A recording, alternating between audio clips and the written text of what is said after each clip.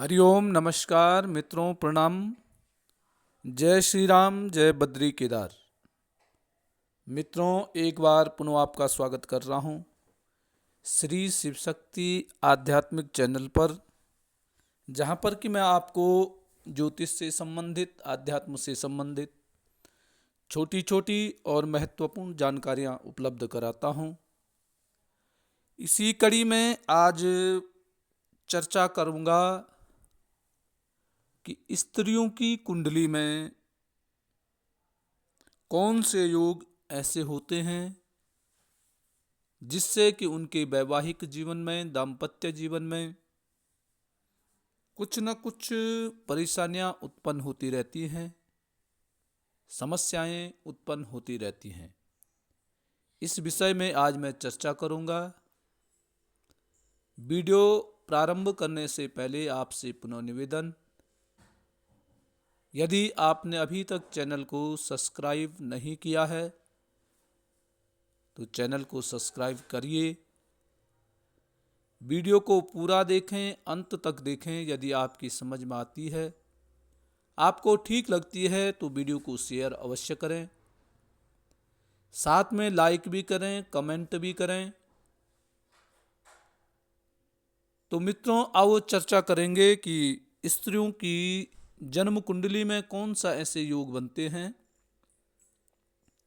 जो कि दाम्पत्य जीवन में परेशानियां उत्पन्न कर देती हैं और मतभेद इतना बढ़ जाता है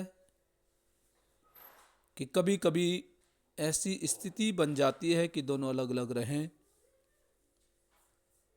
तो मित्रों, आप अपनी जन्म कुंडली खोल सकते हैं। जन्म कुंडली 1 2 जहाँ पे मैंने 1 लिखा है वो लग्न भाव होता है, सेंटर का भाव है।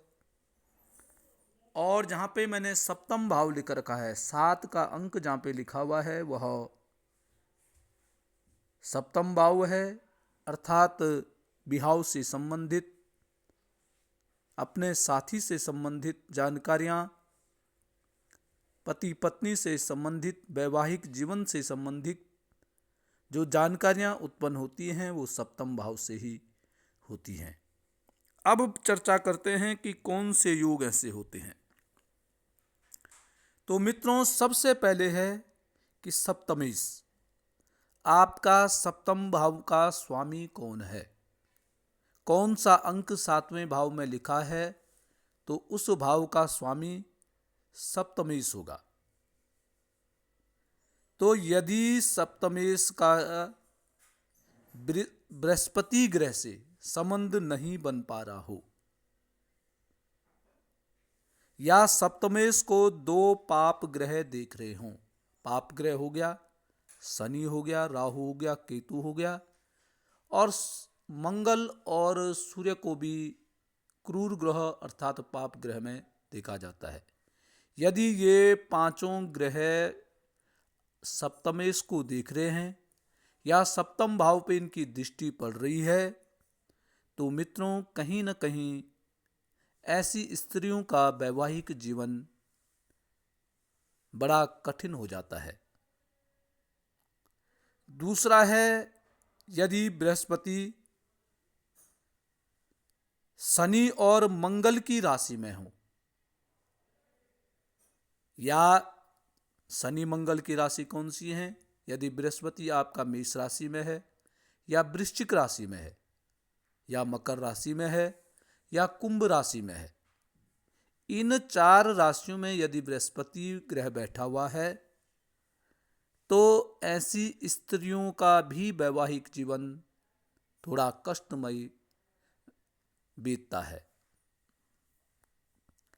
अगली बात आती है कि यदि मंगल राहु और केतु के साथ में हो और सप्तमेश किसी क्रूर ग्रहों से दृष्टि है,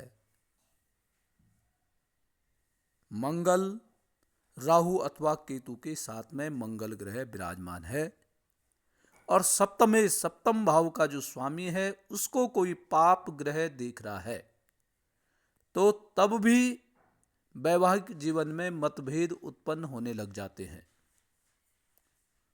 उसके अलावा यदि बृहस्पति सूर्य के साथ बैठा हुआ है और सूर्य ने बृहस्पति ग्रह को अस्त कर दिया है और फिर सप्तम भाव पर बृहस्पति की दृष्टि भी नहीं पड़ रही हो, तो तब भी वैवाहिक जीवन में कठिनाइयां आती हैं। इसके अलावा यदि मंगल शनि के बीच में बृहस्पति बैठा हुआ है, यदि शनि और मंगल दोनों ग्रहों के बीच में बृहस्पति ग्रह बैठा हुआ है और सप्तम भाव से छठवें और आठवें भाव में बृहस्पति बैठा हुआ है। पहला है मंगल शनि, उनके बीच में बृहस्पति ग्रह बैठा हुआ हो, या सप्तम भाव से छठवें आठवें, सप्तम भाव से छठवां कौन हो गया, 1 2 3 4 5 6 12वें भाव में और दूसरे भाव में यदि यहां बृहस्पति बैठा हुआ है तो तब भी वैवाहिक जीवन में परेशानियां उत्पन्न होने लग जाती हैं। उसके अलावा है यदि बृहस्पति ग्रह बकरी है और तीसरे स्थान में बैठा हुआ है, राहु केतु उसको पीड़ित कर रहे हैं, तो मित्रों तब भी वैवाहिक जीवन में समस्याएं उत्पन्न होने लग जाती है। अब मित्रों इसके समाधान के लिए मैं एक आपको सुंदर सी जानकारी दूंगा।